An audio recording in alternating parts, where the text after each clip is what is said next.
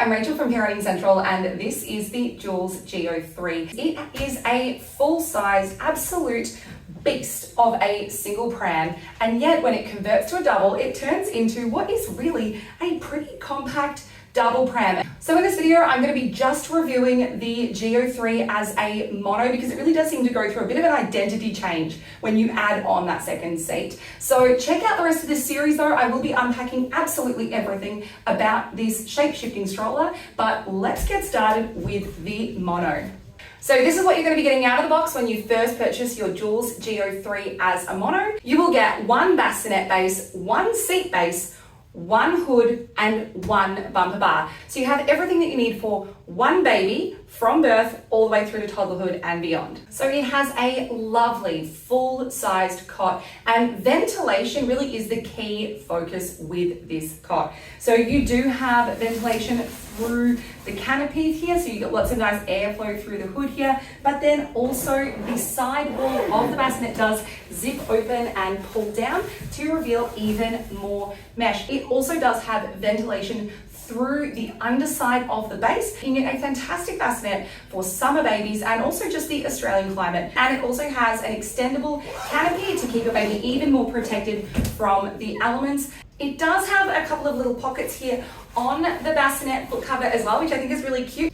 It does have a bumper bar that will make it a little bit easier for lifting off and on the pram, but it's not really a proper carry cot. Usually you would have a handle a bit higher up for balance. You're going to want to provide some support underneath the base, but it does have the little feet on the bottom so you can place it down on a surface if you're visiting and you just want somewhere to pop your baby. So of course when baby outgrows the bassinet, you'll be taking off the bumper bar and the hood and reassembling them onto the seats. I'm going to show you what that looks like. So this is what it's going to look like when it is set up with the seat. And one thing I like about that canopy, keep in mind that this is the same canopy or hood that was on the bassinet just before, is you can reveal the mesh panel without sitting open the hood, because obviously when you've got a big kid and they are sitting up, if you fully extend that hood, they're not going to be able to see forward. So I like that you can reveal that without having to extend this. But of course it is very helpful if your child is having a nap. And one little feature I'll just point out before I go ahead with it is the one-handed recline. So I love a one-hand recline, and that is a bit of an update between the Geo3 and Geo2. The other thing that makes it an amazing summer pram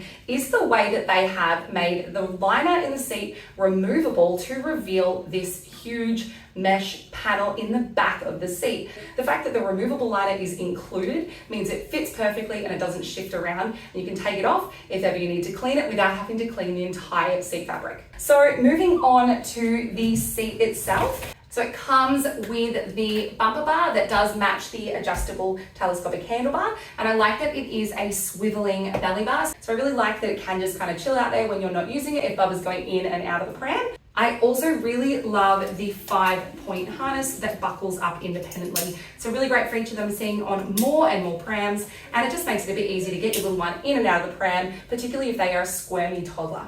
Another thing that I do like with Joolz prams is when you release it, it does kind of sit a little bit away from the seat, so it's a bit easier to get your little one into it without placing them directly onto the harness. It also has an adjustable calf support, and it is a very clever mechanism and very smooth mechanism because there is no button, but I will admit it did break my brain at first because I could not work out how to get it to engage. So basically you lift it up until it clicks. What was happening for me though was I kept lifting it too far.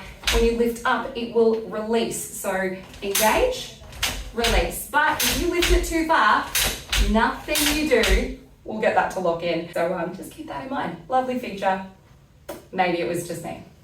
So the seat can be turned to face you. It does have 2 buttons on the side. One thing I love about Joolz is the fact that they are like memory buttons, so you can press them independently and then lift up. You don't have to be coordinated enough to push them both in at the same time. And I also find that generally Joolz is pretty good about being able to just drop into place. I sometimes really struggle with getting seats and adapters to click in together, but as you can see, very, very easy, drops into place.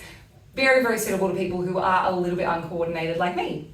So last thing I'll mention about the seat is obviously there is no storage pocket on the back because of the ventilation. So no storage pocket here. However, absolutely enormous basket, and they do brag that it has a 15 kilo weight limit. It also has big wheels, really great suspension, so it's going to take you anywhere that you're going to want to go with a baby. Also, while we're looking at the back of the pram, I'm going to show you the brake. Obviously, any pram that you buy in Australia will have a red brake. This is just a sample. So it does have a press to engage and theoretically press to release brake, i.e. open toe shoe friendly. However, I am finding it a little bit tricky to engage, but easy enough to go flick down and then flick back up again.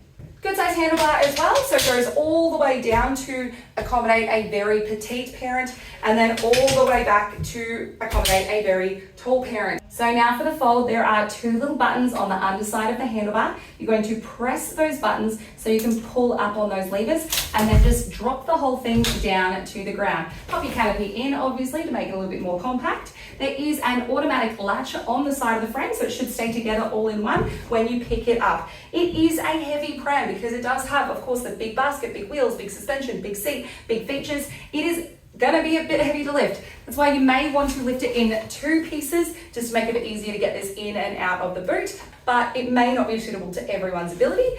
To open it up, super simple. You're just going to release that latch, lift up on the handlebar, and then just give it a bit of a lift till it clicks in, and away you go.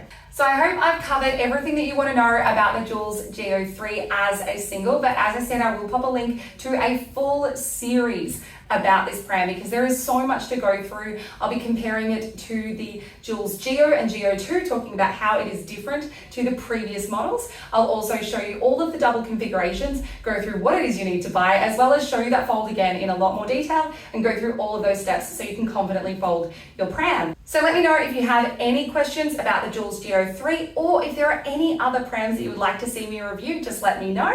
Otherwise, don't forget to subscribe for more parenting product reviews and have an absolutely wonderful day. Take care. Bye.